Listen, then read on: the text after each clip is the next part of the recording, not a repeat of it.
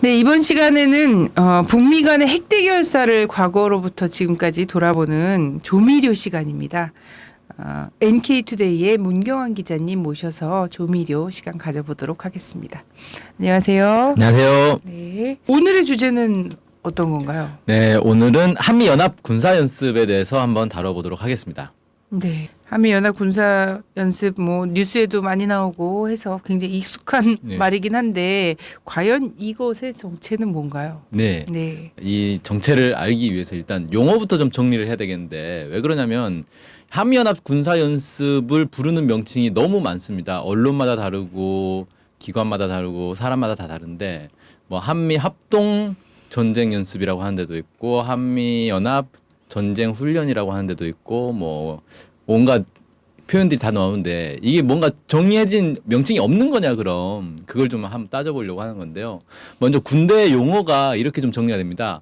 훈련과 연습은 엄연히 다른 개념입니다. 훈련은 임무 수행을 위한 기술, 행동 방법을 숙달하는 과정 이렇게 정의가 돼 있는데 예를 들어 뭐 야간 훈련 뭐 이런 것들을 얘기하는 거고요. 연습이란 작전 계획의 절차 교리를 실제처럼 시행하는 훈련을 얘기하는 겁니다. 그러니까 작전 계획이 있어야 되고 그 작전 계획에 따라서 실제 어떻게 진행이 되는지를 숙달하는 거죠.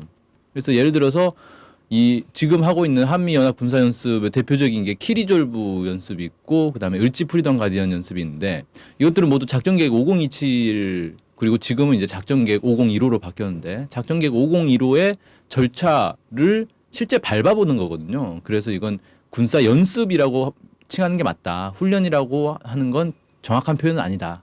이렇게 얘기할 수 있겠고요.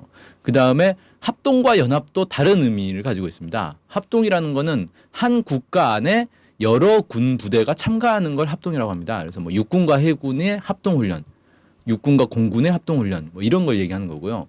연합이라는 건 2개 이상의 국가 군대가 참가하는 훈련을 말하는 겁니다. 그래서 여러 나라들이 함께 훈련하는 걸 연합훈련이다. 이렇게 표현을 하는 겁니다. 그러니까 지금 한반도에서 진행되고 있는 건 한미연합 연습 이렇게 표현하는 게 정확한 표현인 거죠. 네. 이걸 한미 합동 군사연습이다라고 하는 건 미국과 한국이 하나의 나라다라는 얘기가 되니까 말이 안 맞는 거죠. 그럼 한미연합 군사 연습? 네. 한미연합 군사 연습이 정확한 표현이라는 것이죠. 그렇죠. 예. 한미연합 군사 연습의 종류가 다양하게 있고 또 명칭도 좀 변해왔습니다. 그래서 종류와 변천사를 좀 정리해 주시죠. 네. 일단 현재 진행되고 있는 주요 연습에는 3월 달에 진행되는 키리졸브 연습이 있습니다. 그리고 같은 시기에 진행되는 독수리 연습이 있고요. 8월 달에 진행되는 을지 프리덤 가디언 연습이 있습니다.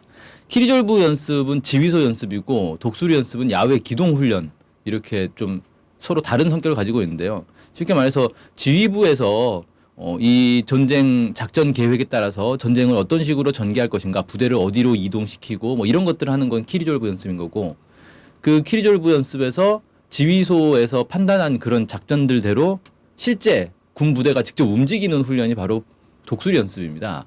그래서 저 용어의 뜻을 좀 보면 키 리졸브라고 하는 거는 중대한 결단 뭐 이런 의미를 가지고 있습니다. 그래서 뭐 북한과의 전쟁에서 어떤 결단을 하겠다 뭐 이런 이제 의미를 갖고 있고요. 독수리 연습은 정확하게 말하면 폴과 이글의 결합인데 폴은 당나귀, 노새 뭐 이런 뜻이고 이글은 독수리라는 뜻입니다. 그래서 저 폴이 미국의 어떤 특전 부대를 상징하는 거고 이글 독수리는 한국의 특전 부대를 상징하는 겁니다. 그래서 한국과 미국의 두 부대가 함께 연습을 한다. 여기서 이제 따온 용어고요.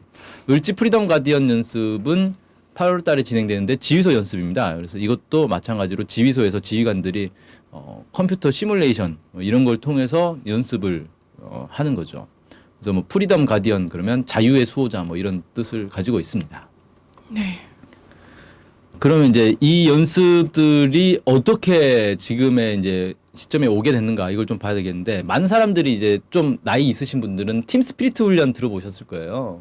팀 스피리트 훈련 지금은 이제 진행되지 않고 있는데 이 역사를 좀 보면 맨 처음에 1969년에 포커스 레티나 훈련이라는 게 진행이 됐습니다. 레티나라는 게 망막을 얘기하는 거예요. 그래서 눈의 망막에 초점을 맞춘다. 뭐 이런 뜻이죠. 그래서 이 한반도의 어떤 집중해서 전쟁을 한다 뭐 이런 의미가 되겠고 이게 1971년부터는 프리덤 볼트라는 이름으로 바뀌었습니다. 그래서 이제 볼트는 도약한다 뭐 이런 뜻입니다. 그래서 자유를 향해 도약한다. 뭐 이름들은 다들 참 장명소에서 지었는지 잘 짓더라고요.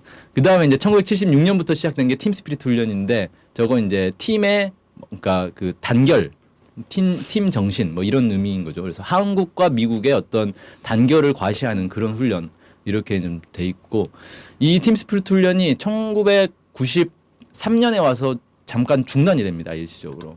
그랬다가 다시 재개를 했다가 또 완전히 이제 중단이 되고 그러고 나서 이제 1994년부터 팀 스피릿 훈련을 대체하는 RSOI 훈련이라는 게 시작됩니다. 한미연합 전시 증원 연습이고요. 저 RSOI가 실제 이 연습에서 진행되는 내용들을 담고 있습니다. 그래서 미국 본토에서 증원 부대가 오는 걸 받아서 이걸 전진시켜서 이동시키고 다시 원래 한반도에 있는 미군 부대와 결합하는 그런 이제 훈련을 하는 겁니다.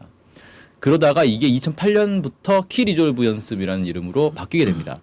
그리고 키 리졸브 연습으로 이름이 바뀌게 된 과정은 2008년부터 이제 전작권 환수 얘기가 본격적으로 진행되면서 한미 연합 연습에 한국 측에게 이제 이 작전 지휘권 이런 것들을 좀 가르치는 성격으로 좀 많이 바뀌었습니다. 그러니까 그 전까지만 해도 미군이 알아서 하고 한국군은 미군이 시키는 걸 그냥 하는 수준이었는데 이때부터는 이제 미군이 작전 지휘를 어떻게 해야 되는지를 가르쳐주는 뭐 이런 이제 단계로 접어들었다 이렇게 볼 수 있겠습니다. 이 다음은 독수리 연습으로 넘어가 보죠. 예, 독수리 연습은 1961년부터 시작된 연습이고 가을에 원래 진행되던 독자적으로 진행되던 훈련이었습니다. 이게 2002년에 그 RSOI 훈련이 진행되면서 이것과 함께 통합시켜서 실제 야외에서 기동 훈련을 할 필요가 있겠다. 이런 요구가 와서 가을에 하던 걸 3월 달로 당겨서 2002년부터 통합 진행되게 됐고 이게 RSOI가 키 리졸브 연습으로 바뀌면서 키 리졸브 독수리 연습 이렇게 현재는 진행되고 있습니다. 이제는 매 해마다 8월 달이면 이거 갖고 또 말이 많은데 을지 프리덤 가디언 연습의 변천사를 말씀해 주시죠. 네, 사실 이 연습이 한반도 이 한미 연합 군사 연습 중에서는 가장 역사가 긴 연습이다 이렇게 볼 수 있고요. 1954년 그러니까 정전협정 체결된 그 이듬해부터 바로 훈련이 시작된 겁니다. 포커스 렌즈 연습이라고 원래는 이름이 붙어서 이제 시작됐고요. 저 포커스 렌즈 연습은 계속 쭉 70년대까지 이어져 왔었고 이것과 별도로 한국 정부에서 하던 연습이 있었습니다. 1968년도에 북한의 112 사태라고 하죠. 청와대 기습 사건. 그걸 이제 거기서 이제 충격을 받은 박정희 정부가 정부기관들이 전쟁을 실제 이제 할 수 있는 준비를 해야 된다. 그래서 정부기관의 전시 지원 연습을 하게 됩니다. 이게 태극 연습으로 시작이 됐고요. 이 연습이 시작되면 정부기관의 모든 공무원들이 다 군복을 입고 실제 전쟁이 났을 때를 상정을 하고 훈련에 들어갑니다. 저게 그 이듬해부터는 을지 연습으로 이제 명칭이 바뀝니다. 그래서 을지 연습이 쭉 진행되다가 1976년부터 을지 연습과 포커스 렌즈 연습을 결합해서 하자. 그래서 미군이 진행하는 어떤 전쟁 연습과 한국 정부가 공무원들을 상대로 하는 이 전쟁 연습 이 두 개를 결합해서 실제 전쟁이 났을 때 군과 정부가 어떻게 함께 결합해서 움직여야 되는가 이런 것들을 연습을 해야 된다라는 판단에 미군에서 먼저 제안을 해서 함께 결합하는 걸로 이렇게 돼서 진행이 되다가 2008년도에 이것도 마찬가지로 키 리졸브 연습과 마찬가지로 을지 프리덤 가디언 연습으로 명칭이 바뀌게 됩니다. 네. 엄청나게 오랜 역사를 자랑하고 그렇죠. 있군요. 네. 반백년 이상의 역사를 네, 자랑합니다. 그렇습니다. 한미연합 군사 연습이 근데 일각에서 이제 핵전쟁 훈련이다 이렇게 주장을 하고 있는데요. 본질적으로 미국과 북과의 그 대결 자체가 지금 핵 문제를 중심으로 나타나고 있다 보니까 뭐 이렇게 얘기할 수 있는데 어떻습니까? 핵전쟁 훈련입니까? 네, 일단 한국과 미국 정부에서는 핵전쟁 연습은 아니다라는 거를 명시하고 있습니다. 그리고 실제로 한미 군사 연습이 진행되는 그 바탕이 되는 작전 계획들 봐도 실제 거기에 뭐 핵무기를 사용해서 뭘 어떻게 한다라는 내용들은 없습니다. 그러니까 작전 계획 5027도 마찬가지고 작전 계획 5015도 마찬가지고 여기에 물론 전문이 공개되지 않았기 때문에 사실 우리가 확인할 방법은 없지만 알려진 바에 따르면 여기에서 이제 핵무기를 사용하는 것은 상정이 돼 있지 않은 걸로 그렇게 알려져 있긴 합니다. 그런데 실제 작전계획 5027이나 작전계획 5015 위에 미국의 이제 전략사령부에서 작성한 작전계획들은 북한에 대한 핵 전쟁 계획들이 다 나와 있습니다. 그러니까 결국 작전계획 5027을 진행하기에 앞서서 북한에 대한 핵 선제 공격이 들어가 있는 작전 계획들이 여기에 결합돼서 함께 진행되지 않겠는가라는 걸 충분히 추정해 볼 수가 있고요. 이렇게 추정할 수 있는 이유는 뭐냐면 실제 키리졸브 연습이나 독수리 연습, 을지 프리덤 가디언 연습을 할 때 보면 미국이 핵무기를 동원합니다.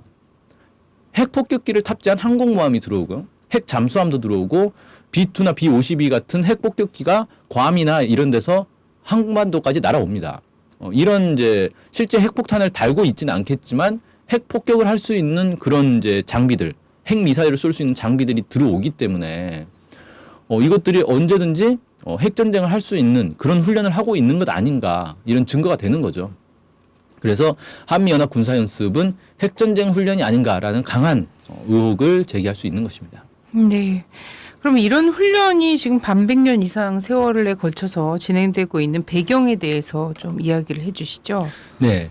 가장 이제 한반도의 이제 핵전쟁 연습으로 의혹을 받았던 게 팀스피리트 연습입니다. 팀스피리트 연습은 세계적으로도 가장 규모가 큰 전쟁 연습으로 알려져 있고 실제로 이 상륙훈련 같은 경우는 뭐 세계 최대 규모의 2만 명 이상의 병력들이 한꺼번에 한 해안에 이 상륙을 하는 그런 이제 연습을 하고 있고 저기에 동원되는 군인들만 20만 명이 넘는 그런 이제 해도 있었기 때문에 매우 큰 규모였는데 이 팀스피리트 훈련을 왜 하게 됐는가 여기에 이제 두 가지 요인이 나옵니다. 첫 번째가 70년대 초면은 미국이 베트남전에서 이제 패배를 하기 시작할 때죠. 60년대 말부터 이제 패색이 짙어지다가 결국은 70년대 초에 베트남과 평화협정을 맺고 완전히 미군이 철수하게 됩니다. 베트남에서. 그러면서 미 군부에서 우리가 왜 베트남전에서 패배했는가에 대해서 원인 분석을 하기 시작합니다. 근데 이 원인 분석도 결국은 한국전쟁과 거의 비슷하게 나옵니다.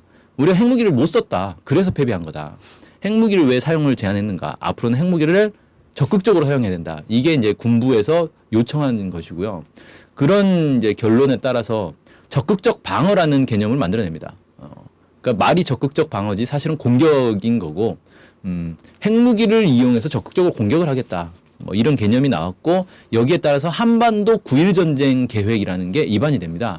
이 9.1 전쟁 계획의 내용, 기본 내용은 첫 5일 동안에 미국이 가진 공군력을 최대 동원해서 폭격을 진행을 합니다. 이북 지역을. 어마어마하게 폭격을 한 다음에 나머지 4일 동안 지상군이 진격을 해서 북한을 이제 점령한다. 이런 내용으로 되어 있습니다. 이 5일간의 폭격 과정에서 어마어마한 이제 무기들을 쏟아붓게 되는데 여기에 이제 명시는 되어 있지 않지만 당연히 핵무기까지 사용해서 북한의 주요 지역들을 폭격하는 걸로 이렇게 상정을 하고 있습니다.